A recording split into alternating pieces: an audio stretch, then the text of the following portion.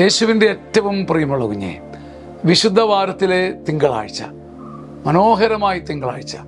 കുതിരയ്ക്ക് ഊരുണ്ട്, ചൂരുണ്ട്, പെരുമയുണ്ട്, കരുത്തുണ്ട്. കഴുതയ്ക്ക് ഇതൊന്നുമില്ല. കുനിഞ്ഞു കുത്തി നിൽക്കുന്ന ഒരു മൃഗം.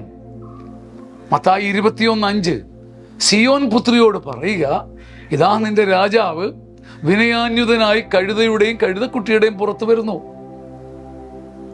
മിഖായ് ഉൾപ്പെടെ, പഴയ നിയമം ഉൾപ്പെടെ പ്രവചിക്കുന്ന ഈ കഴുതയുണ്ടല്ലോ, ഈ കഴുതപ്പുറത്ത്, കഴുത സമാധാനത്തിൻ്റെ അടയാളമാണ്. കുതിരയ്ക്ക് കരുത്തുണ്ട്, പറക്കാൻ ശക്തിയുണ്ട്, യുദ്ധം കീഴടക്കാൻ കരുത്തുണ്ട്. പക്ഷേ കുതിര നേടുന്ന രാജ്യം നിലനിൽക്കണമെന്നില്ല. സമാധാനം നേടുന്ന രാജ്യം നിലനിൽക്കും. ഇതാ വേറിട്ട ഒരു ശൈലിയുമായി ക്രിസ്തു അന്നും ഇന്നും എന്നും നിൽക്കുകയാണ്.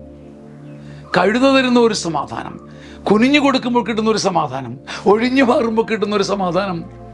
ഞാൻ ശണ്ടയ്ക്കില്ലെന്ന് പറഞ്ഞ് വാദവെപ്പിനും വാദത്തിനുമില്ലാതെ മാറിക്കൊടുക്കുന്ന മനസ്സിൻ്റെ ഒരു കഴുതഭാവം. നീ രാജാവാകുമെന്നാണ് ക്രിസ്തു പറയുന്നത്. നിനക്ക് കുതിരയുടെ കുളമ്പടി കാണില്ല, കരുത്ത് കാണില്ല, കായബലം കാണില്ല, കമനീയത കാണില്ല. പക്ഷെ കഴുതയുടെ മനസ്സ് നിന്റെ രാജ്യത്തെ നിലനിർത്തും. ഇന്നൊരു കഴുതയ്ക്ക് വേണ്ടി കർത്താവ് ഓടുകയാണ്. ആരും കയറിയിട്ടില്ലാത്ത ഒരു കഴുത. തലയ്ക്കകത്ത് രാഷ്ട്രീയമില്ലാത്ത, തലയ്ക്കകത്ത് സ്വപ്നമില്ലാത്ത, തലയ്ക്കകത്ത് സമ്പത്തില്ലാത്ത, തലയ്ക്കകത്ത് പദവിയില്ലാത്ത, തലയ്ക്കകത്ത് തൻ്റെ ജീവിതമില്ലാത്ത ഒരു കഴുത. ആ ഒരു കഴുതയെ കൊണ്ട് സമാധാനം ഈ നാട്ടിലും നഗരത്തിലും ലോകത്തിലും വിതറാൻ യേശു കർത്താവ് ഒരു കഴുതയെ തപ്പുകയാണ്. നമ്മുടെ ഇടയിലൂടെ ആ സഞ്ചാരം തുടരുന്നു, ഒരു കഴുതയെ തപ്പിയുള്ള സഞ്ചാരം.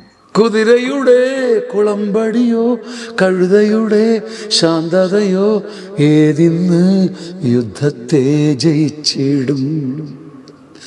കുതിരയുടെ കുളമ്പടിയോ കഴുതയുടെ ശാന്തതയോ ഏതിന്ന് യുദ്ധത്തെ ജയിച്ചിടും. ആരാണു രാജാവ്, എന്താണ് സമാധാനം? ആരാണ് രാജാവ്, എന്താണ് സമാധാനം? ആമേൻ, ആമേൻ.